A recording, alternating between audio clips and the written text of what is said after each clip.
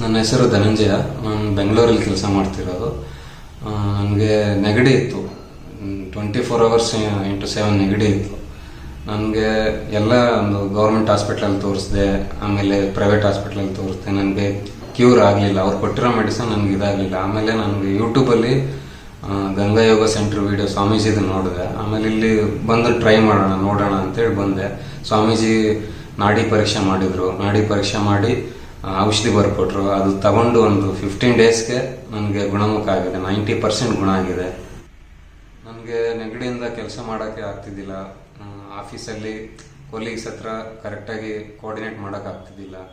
ನೆಗಡಿ, ಅದು corona time ಬೇರೆ. ಈ ನೆಗಡಿಯಿಂದ ಅವ್ರಿಗೂ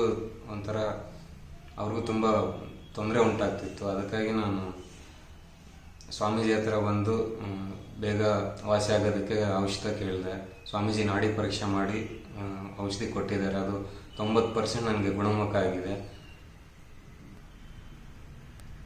ನನಗೆ ಮೂಗು ಯಾವ ಥರ ಸೋರ್ತಿತ್ತು ಅಂದರೆ, ಯಾವಾಗಲೂ ಜೇಬಲ್ಲಿ ಖರ್ಚಿಫ್ ಇಟ್ಕೊಂಡಿರ್ಬೇಕು, 2 ಇಂದ 3 ಖರ್ಚಿಫ್ ಇಟ್ಕೊಂಡಿರಲೇಬೇಕು. ಈಗ ನನಗೆ ಆ ಪ್ರಾಬ್ಲಮ್ ಇಲ್ಲ. ಒಂದು ಖರ್ಚಿಫ್ ಇದ್ರೂ ಸಾಕು. ಅಂದರೆ ಅದು ಬೇರೆ ನಾರ್ಮಲ್ ಜನರಲ್ ಪರ್ಪಸ್ಸಿಗೆ ಬೇಕು ಆ ಥರ. ಬಟ್ ಮುಂಚೆ ಯಾವ ಥರ ನೆಗಡಿ ಇತ್ತು ಅಂದರೆ 2 ಇಂದ 3 ಮಿನಿಮಮ್ ಖರ್ಚಿಫ್ ಇರಲೇಬೇಕು. ಆ ಥರ ಸಿಚುವೇಶನ್ ಇತ್ತು. ಈಗ ನಾನು ಆ ಸಿಚುವೇಶನಿಂದ ಹೊರಗಡೆ ಬಂದಿದ್ದೀನಿ. ನನಗೆ ತುಂಬ ಸಂತೋಷ ಆಗ್ತಿದೆ ನೆಗಡಿ ಎಲ್ಲ ಇಲ್ಲದಕ್ಕೋಸ್ಕರ. ನಾನು ಮುಂಚೆ ಮೊದಲು ನೆಗಡಿ ಬರೋಕ್ಕಿಂತ ಮುಂಚೆ ನನಗೆ ಯಾವ ಥರ ಇತ್ತು, ಇವಾಗ ಅದೇ ಥರ ಇದ್ದೇನೆ.